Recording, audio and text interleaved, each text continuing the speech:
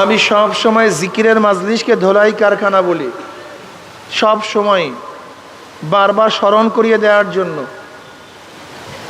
ধোলাই কারখানায় ময়লা জামা কাপড় দেয়, কিন্তু কারখানাওয়ালা ফেরত দেয় পরিষ্কার।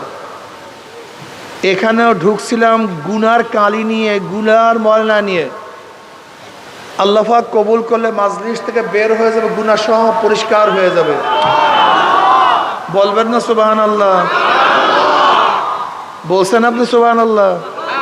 সবাই বলেন যে সুবহানাল্লাহ। এই একবার সুবহানাল্লাহ পড়ার সাথে সাথে আমল নামায় 1000 নেকি লেখা হয়ে গেছে, 1000 গুনাহ সাফ হয়ে গেছে। হযরত সুলাইমান নবী আলাইহিস সালাতু ওয়াস সালাম তখতে সুলাইমানিতে ঘুরতেছিলেন, শাঁ শাঁ করে উঠতেছিলেন। এক কৃষকের উপরে তার তখতের ছায়া পড়ছে। সেই কৃষক তাকায় বলছে সুবহানাল্লাহ, আল্লাহ পাক ইবনে দাউদকে কত ইজ্জত দান করছেন, কত সম্মানিত দান করছেন, এত সম্মানিত। বহু শূন্য নিয়ে শূন্যে ঘুরতেছেন। এই আওয়াজ সুলাইমান নবী আলাইহিস সালাতু কানের মধ্যে ঢুকছে।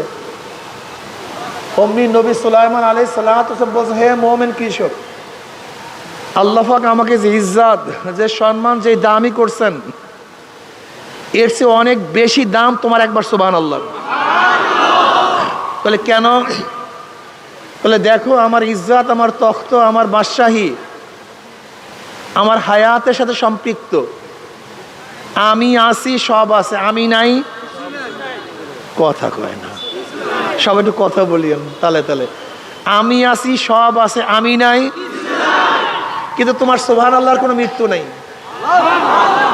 মৌতের সময় সুবহানাল্লাহ আছে, কবরেও, কিয়ামতেও, মিজানেও।